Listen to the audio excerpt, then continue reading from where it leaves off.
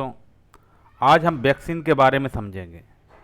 देखिए, आपका कोई भी परीक्षा हो, हाल ही में जब कोरोना के काल के बाद में हम लोगों को थोड़ा मेडिकली अवेयर रहने की ज़रूरत है। वैक्सीन एक ऐसा विषय है जो बहुत ही ज़्यादा चर्चा में रहा है। पहले तो कोरोना के टाइम पे पता चला पहला वैक्सीन स्पुतनिक 5 रूस बना रहा है। उसके बाद हमारे यहाँ कोविशील्ड बन रहा है, कोवैक्सीन बन रहा है। तो आपके दिमाग में आता होगा कोविशील्ड कैसी वैक्सीन है, कोवैक्सीन कैसी वैक्सीन है। उसके अलावा आप सोचते होंगे कुछ डीएनए से वैक्सीन बन रहा है, कुछ एमआरएनए से वैक्सीन बन रहा है। इसके अलावा कर्नाटक के मुख्यमंत्री सिद्धारमैया ने बोला कि जो कर्नाटक के हासन जिला में कुछ लोगों की मृत्यु हो गई थी, तो बोल रहे हैं कि जो वैक्सीन लगी है उसके कारण हार्ट अटैक आ रहा है। तो फिर इस पर जांच बैठी। Indian council of medical research ने बताया यह लाइफ स्टाइल संबंधी समस्या है, जो हाई बीपी, मधुमेह अर्थात डायबिटीज, धूम्रपान और हमारे पारंपरिक जीवन ऐसा हो गया कि हम आजकल समोसा वगैरह खा रहे हैं, पिज्ज़ा बर्गर पर ज़्यादा डिपेंड हो जा रहे हैं, इसकी वजह से हृदयघात आया है। इसके लिए एक अलग से कमेटी बैठी, उसे आप थोड़ा याद रखना, के एस रविंद्रन की अध्यक्षता में थी। किसकी अध्यक्षता में? के एस रविंद्रन की अध्यक्षता में।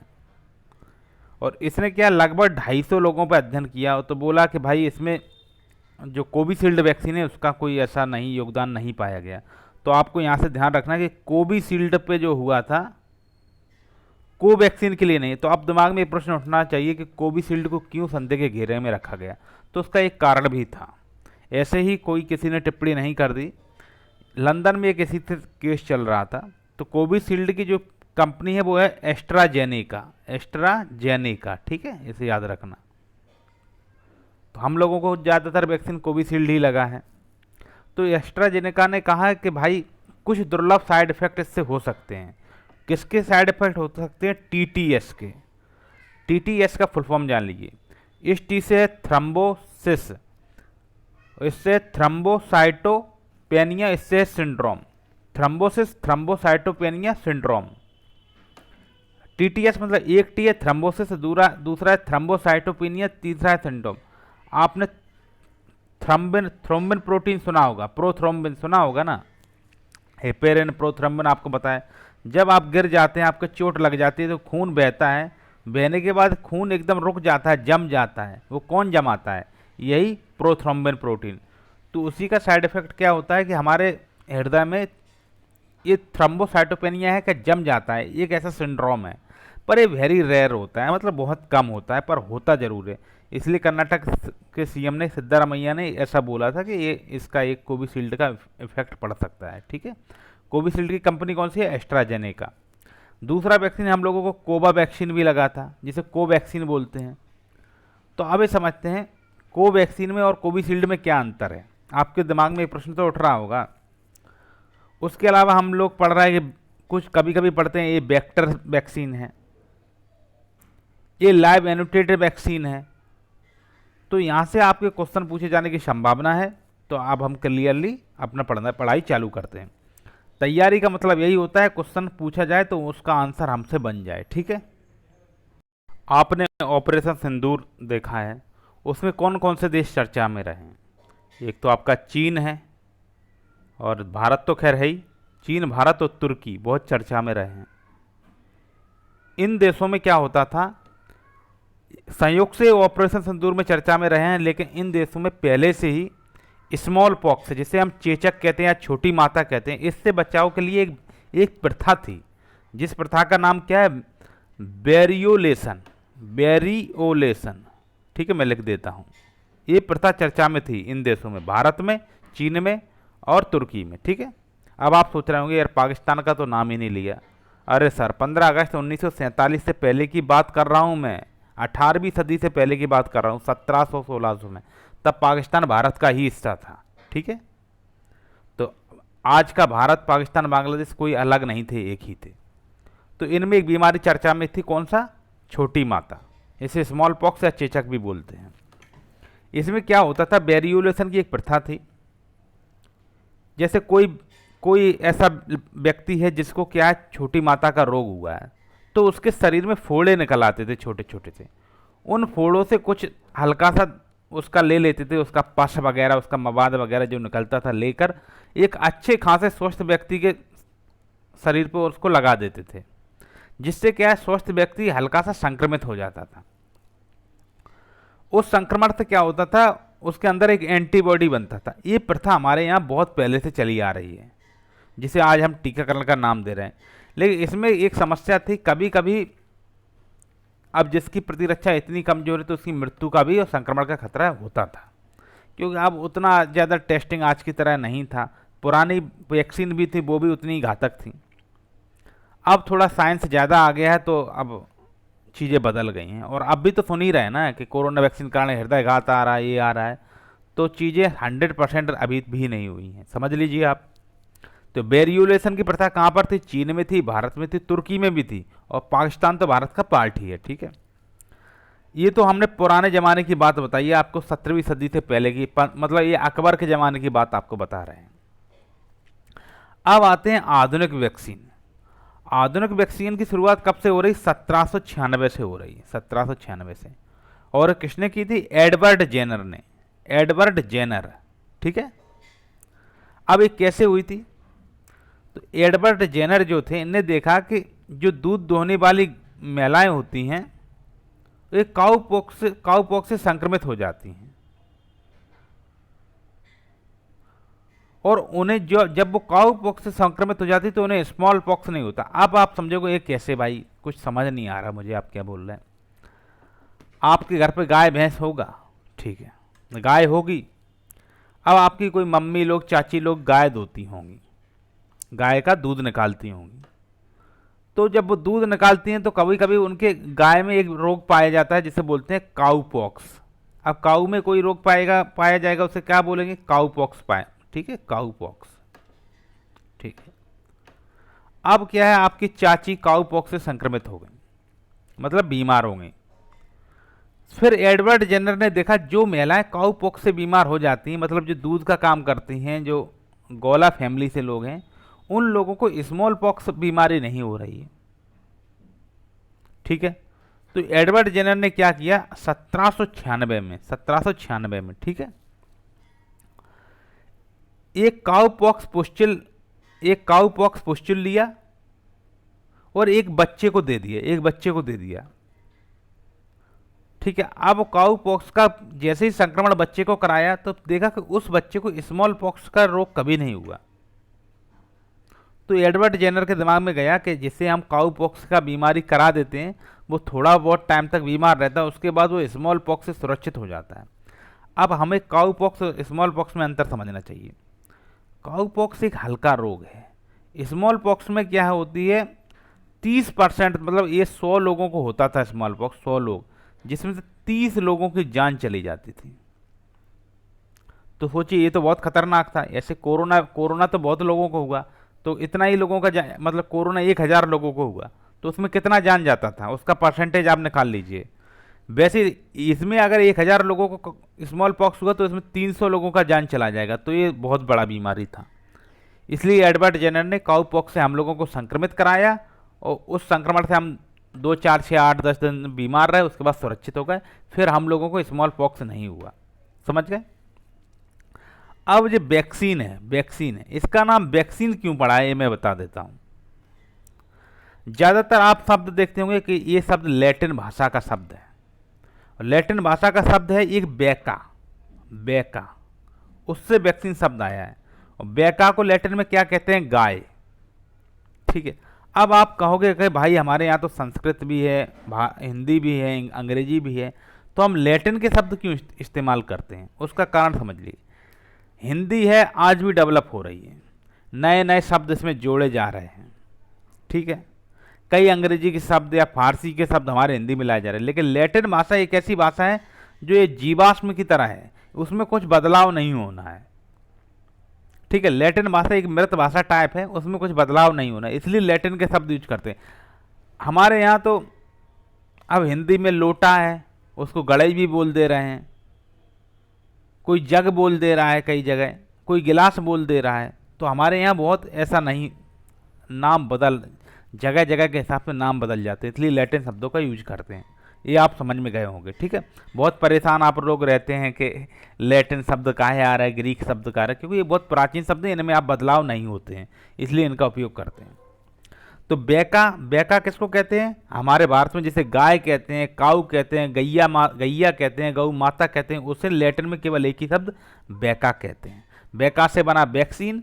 क्यों बैका से बना? क्योंकि काऊ पॉक्स, गाय से ही स्मॉल पॉक्स का वैक्सीन बनाया गया। ठीक है, ये तो रही 1796 की बात, पहली वैक्सीन की बात करते हैं। उसके बाद हमारे वैक्सीन में एक बहुत फेमस नाम है लुई पाश्चर का। इनका नाम आपने सुना होगा, लुई पाश्चर। इनने एक जर्म थ्योरी दी थी, जर्म थ्योरी। तो जर्म थ्योरी को हम लोग समझते हैं। अब जर्म थ्योरी को समझने से पहले हमें फिर अपने प्राचीन मान्यताओं पर जाना पड़ेगा। पहले हम लोग मानते थे कि बीमारियां जो होती हैं वो भूत प्रेत की वजह से होती हैं। ठीक है, हमारे यहाँ भूत प्रेत की वजह से माना जाता था। कई जगह मानते थे पाप करने से बीमारियां होती। कहते नहीं है भाई, जैसा कर्म करोगे वैसे ही फल भोगोगे, तो ठीक है। और अब जैसे कि अब मलेरिया है, मलेरिया का शब्द इटली में क्या बताया था मैंने? गंदी हवा। तो कुछ लोग मानते थे कि गंदी हवा चलती है, अशुद्ध हवा चलती है, उसके कारण बीमारियां फैलती हैं। ठीक है, अब क्या होगा? एंटोनी ल्यूवेनहॉक, जो आपने कोशिका का चैप्टर पढ़ा होगा उसमें इनका नाम सुना होगा, एंटोनी ल्यूवेनहॉक। इनने 1670 में सूक्ष्मदर्शी का अर्थात माइक्रोस्कोप का प्रयोग करके सूक्ष्म जीवों को देखा था। कब? 1670 में। तो आप इसे कैसे याद कर सकते हैं? 1665 में पुरंदर की संधि हुई थी, शिवाजी और औरंगजेब के टाइम की बात है। ठीक है, और सूरत का लूट वगैरह, जो दूसरा सूरत का लूट कब हुआ था? 1670 में। पहले 1664 में हुआ था, दूसरी सूरत की लूट हुई 1670 में। ठीक है, तो उस टाइम की ये बात हो रही है। तो जब हम सूरत की लूट कर रहे थे, ये सब देख रहे थे, तो वहाँ यूरोप में क्या एंटोनी ल्यूवेनहॉक माइक्रोस्कोप से क्या सूक्ष्म जीवों को देख रहे थे। ठीक है, इससे आप लिंक करके याद रखिए। अब आते हैं लुई पाश्चर के टाइम पे। तो लुई पाश्चर ने क्या किया? देखा कि जो सूक्ष्म जीव हैं इसकी वजह से हमें रोग होता है। छोटे छोटे जीव है जिन्हें आज हम माइकोबैक्टीरियम ट्यूबरक्लोसिस कह दे रहे हैं, टीबी का भी बैक्टीरिया है, या फिर चूहों का है, पास्चुरेला पेस्टिस है, जो इसके लिए होता था, प्लेग रोग होता है जी। तो इनने देखा जो किण्वन जो होता है, जो अचार बचार बनता है, जो किण्वन जो होता है, फर्मेंटेशन जो होता है, वो भी सूक्ष्म जीव की वजह से होता है। दही में भी बैक्टीरिया होता है, और रोगों में भी ये बैक्टीरिया के कारण होता है, रोगाणुओं की वजह से होता है। ऐसे समझिए, रोग कोई भूत प्रेत की वजह से नहीं होता, ये रोगाणुओं की वजह से होता है। किसने बताया? लुई पाश्चर ने। और इन्हीं यही इनका जर्म थ्योरी है। ठीक है, कि ये सब चीज़ जर्म की वजह से होता है। ठीक, हमारे यहाँ जिसे रोगाणु कहते हैं। इन्हीं से आगे आए रॉबर्ट कॉक, रॉबर्ट कोच बोलते हैं, आप ऐसे याद रखना। ये है इनका नाम, KOCH, रॉबर्ट कोच। ठीक है,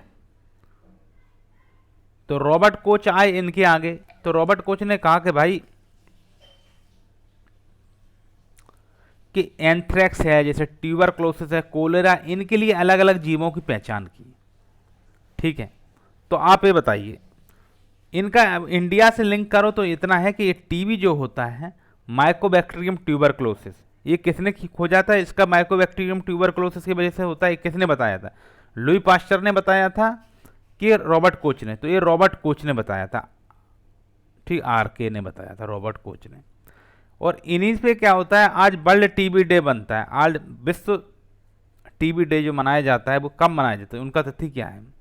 24 मार्च को। 24 मार्च को वर्ल्ड टीबी डे मनाया जाता है।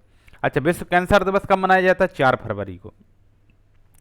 हमारे भारत में कैंसर दिवस 7 नवंबर को, एड्स दिवस 1 दिसंबर को। चलिए एक कमेंट करें, बताइए मलेरिया डे कब मनाया जाता है? तो लुई पाश्चर ने ये जर्म का थ्योरी दिया, रॉबर्ट कोच ने हमें बताया कि विशेष बीमारियों के लिए विशेष जीव उत्तरदायी होते हैं, जैसे कि माइकोबैक्टीरियम जो ट्यूबरक्लोसिस टीबी के लिए उत्तरदायी है। उसके बाद क्या होता है, एक अगला वैक्सीन आया, DPT का वैक्सीन आया, जो डिप्थीरिया, पर्टूसिस और टिटनेस के लिए जिम्मेदार था। ये 1920 में आया। फिर 1950 में पोलियो का वैक्सीन आया। किसका? पोलियो का वैक्सीन आया। पोलियो का वैक्सीन 2 प्रकार का होता है, एक ओरल वैक्सीन होता है, इसकी खोज की थी अल्बर्ट साबिन ने। तो साबिन ने पाबिन कर किया, साबिन ने क्या किया? पाबिन किया, मतलब ओरल वैक्सीन क्या है, जो आप बच्चे लोगों के मुंह में जो वैक्सीन डाला जाता है ना पोलियो का, वो उसकी खोज अल्बर्ट साबिन ने किया। तो जो वैक्सीन पिवाई जाती है, हमें पिलाई जाती है, उसकी खोज किसने की? साबिन ने। इसका पाबिन और साबिन से ट्रिक बनाओ कि वैक्सीन हमें पिला रहे हैं तो ओरल वैक्सीन है। दूसरा वैक्सीन है, एक है इनएक्टिवेटेड वैक्सीन है पोलियो का, उसकी खोज की थी जोनास साल्क ने 1950 में। फिर 1960 में MMR वैक्सीन आई, अर्थात हमारे जो गलसुआ वगैरह होते हैं ना, हमारे गाल वगैरह सूज जाते हैं, जैसे मीजल्स, मम्स, रुबेला के लिए जिम्मेदार है, और हेपेटाइटिस बी, इन्फ्लुएंजा वगैरह के लिए आई वैक्सीन। ठीक है। 1974 में क्या है, TB, polio, measles, diphtheria, tetanus, pertussis, इन सब के लिए एक प्रोग्राम चलाया गया था, ईपीआई प्रोग्राम। ईपीआई प्रोग्राम कब चलाया था? 1974 में। तो आप बताइए 1974 में हमारे यहाँ प्रधानमंत्री कौन थी? इंदिरा गांधी थी। इंदिरा गांधी के टाइम पे एक प्रोग्राम चला था, expanded programme on immunisation, EPI. इसमें कितनी बीमारियों को शामिल किया था? 6 बीमारियों को शामिल किया गया था। 1 TB, 2 polio, 3 measles, 4 diphtheria, 5 tetanus, 6 pertussis. ठीक है, 6 बीमारियों के नाम हो गए। अब आ जाते हैं हम अपने 21वीं सदी के युग में। यहाँ आपको जो महिलाओं में सर्वाइकल कैंसर होता है, उसे रोकने के लिए HPV, ह्यूमन पेपिलोमा वायरस, इसके लिए वैक्सीन बनाया। निमोनिया को रोकने के लिए न्यूमोकोकल वैक्सीन बना। जो बच्चों में आजकल निमोनिया किस में ज़्यादा होता है? आपने छोटे छोटे बच्चों में सुना होगा निमोनिया ज़्यादा होता है, उनके लिए न्यूमोकोकल वैक्सीन। रोटा वायरस के लिए वैक्सीन, HIV वैक्सीन, ये तीनों बच्चों का वैक्सीन है। न्यूमोकोकल का, रोटा वायरस का, HIV का, haemophilia influenza B, HIV, haemophilia influenza B, HIV, ये बच्चों से संबंधित वैक्सीन है। ठीक है।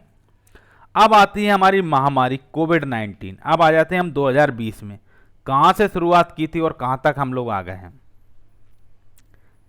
ठीक है, अब 2020 में आ जाते हैं हम लोग। यहाँ हम सुनते हैं mRNA वैक्सीन आई, DNA वैक्सीन आई। अच्छा, DNA वैक्सीन की शुरुआत भारत से हुई। इसमें कौन सी DNA वैक्सीन थी? ZY-CoV-D, ये DNA वैक्सीन थी। mRNA वैक्सीन कौन सी थी? जो फाइजर और मॉडर्ना कंपनी ने mRNA वैक्सीन बनाई थी। ठीक है, ये तकनीकें हैं वैक्सीन बनाने की। अब कुछ वैक्सीन के प्रकार हम लोग समझ लेते हैं। वैक्सीन के हम यहाँ लगभग 8 प्रकार पढ़ेंगे, और आप समझिए वैक्सीन बनाने के अलग अलग तकनीक होती है, इससे प्रकार चालू हो जाते हैं। तो एक है लाइव एटूनेटेड वैक्सीन, हम LA भी लिखेंगे, लाइव एटूनेटेड वैक्सीन। इसमें क्या किया जाता है, जैसे कोई वायरस है, बैक्टीरिया, उसे कमजोर कर दिया जाता है। इतना कमजोर कर देता है कि वह बीमारी नहीं कर पाता है। बीमारी तो नहीं कर पा रहा है वो, लेकिन वो हमारी एंटीबॉडी बनाने में हमारी मदद करता है। इससे लाइव एटूनेट वैक्सीन से बनने वाली कौन कौन सी वैक्सीन है? एक BCG का वैक्सीन, हमने कल पढ़ाया था आपको, BCG का वैक्सीन है जो टीबी के लिए होता है। एक बच्चों के लिए जो मीजल, मम्स, और इसके लिए MMR वैक्सीन। एक ओरल पोलियो वैक्सीन है, जो हम लोग पोलियो का वैक्सीन पीते हैं ना, ओरल वाला जो वैक्सीन पीते हैं वो इसी की वजह से होता है, मतलब लाइव एटूनेटेड वैक्सीन है।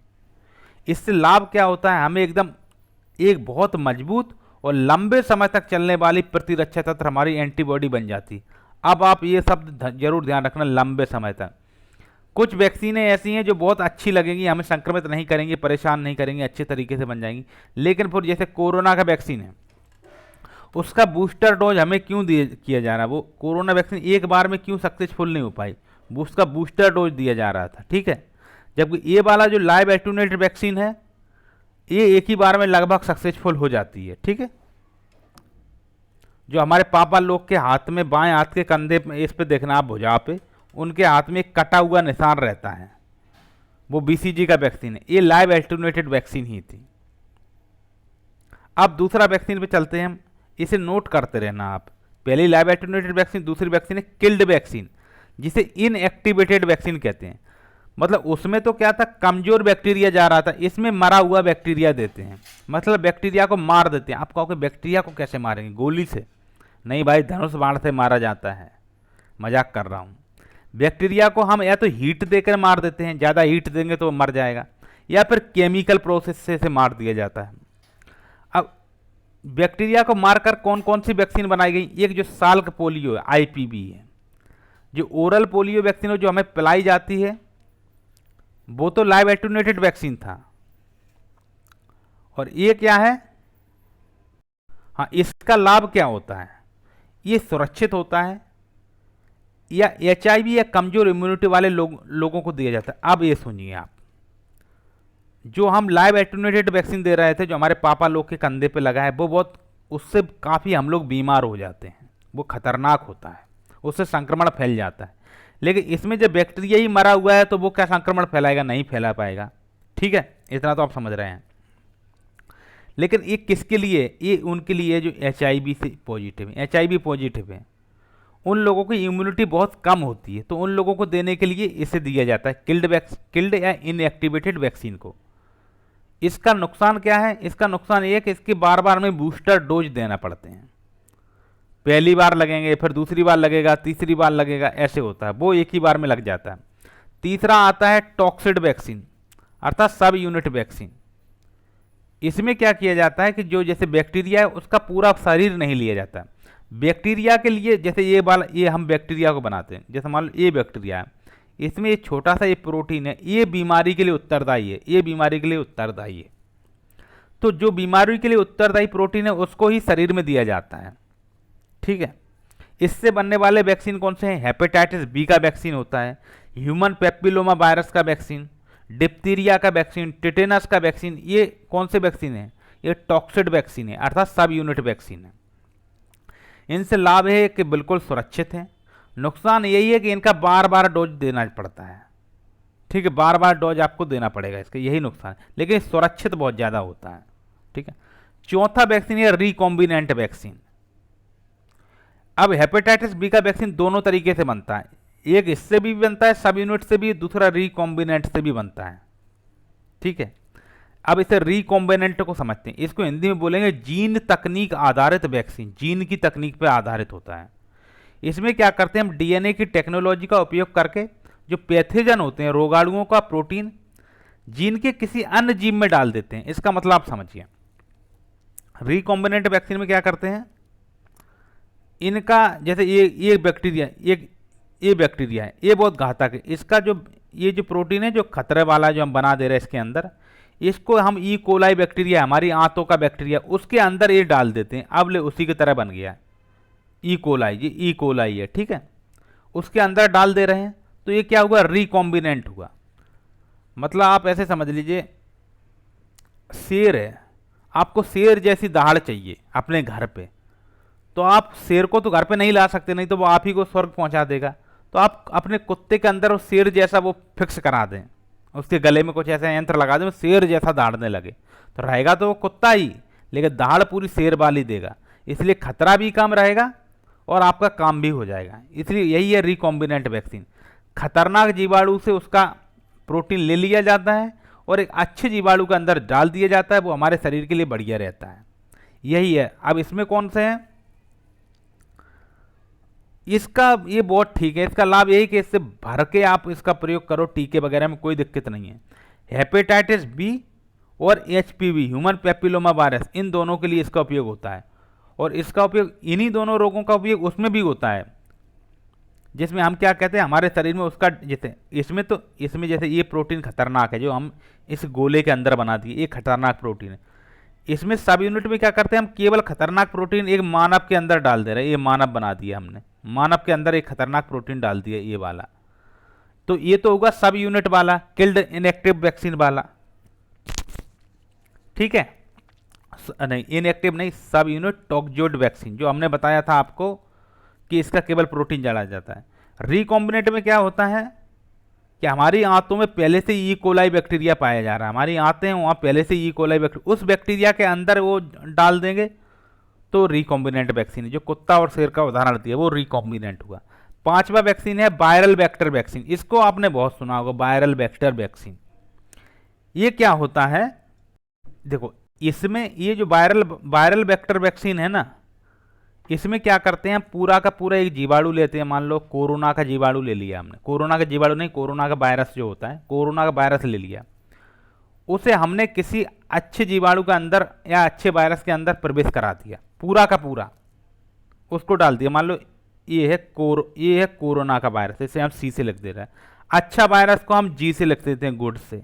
और गुड के अंदर हमने सील बना दिया, ये सी बना दिया, और ये बन गया कोविशील्ड आपका वैक्सीन। यही है वायरल वेक्टर वैक्सीन, जो कोविशील्ड था हमारा, जो रूस ने बनाया था स्पुतनिक 5, वो भी यही था।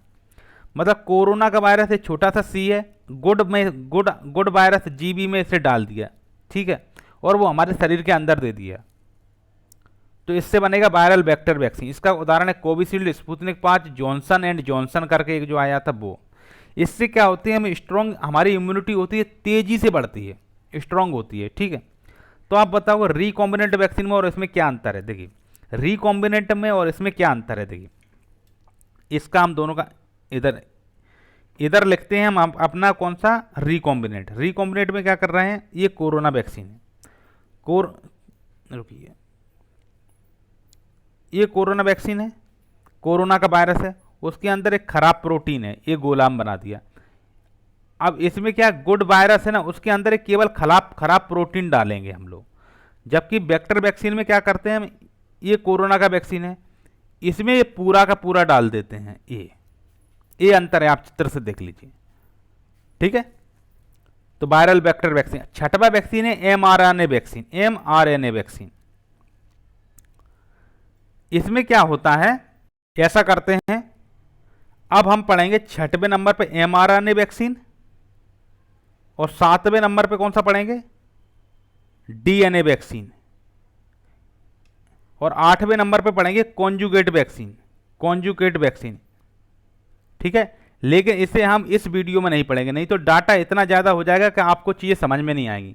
आप पहले शुरुआत के 5 बीमारी यहीं पढ़ लीजिए। कौन कौन सी वैक्सीन, लाइव एटेन्यूएटेड वैक्सीन, दूसरा किल्ड या इनएक्टिवेटेड वैक्सीन, तीसरा सब यूनिट या टॉक्सोइड वैक्सीन, चौथा रिकॉम्बिनेंट वैक्सीन, 5वां वायरल वेक्टर वैक्सीन। इस वीडियो में यहाँ तक पढ़ाया है। अब अगले वीडियो में हम एमआरएनए वैक्सीन के बारे में पढ़ाएंगे, डीएनए वैक्सीन के पढ़ाएंगे, और 8वें में कॉन्जुगेट वैक्सीन के बारे में पढ़ाएंगे। और फिर उन सबका डिटेल में आपको क्वेश्चन आंसर भी करा देंगे, जिससे चीज़ें आपको समझ में आ जाएं, ठीक है। अगले वीडियो में मिलते हैं। यदि आपको मेरे पढ़ाने का तरीका अच्छा लग रहा हो तो लाइक करें, शेयर करें, सब्सक्राइब करें और कमेंट करें। धन्यवाद।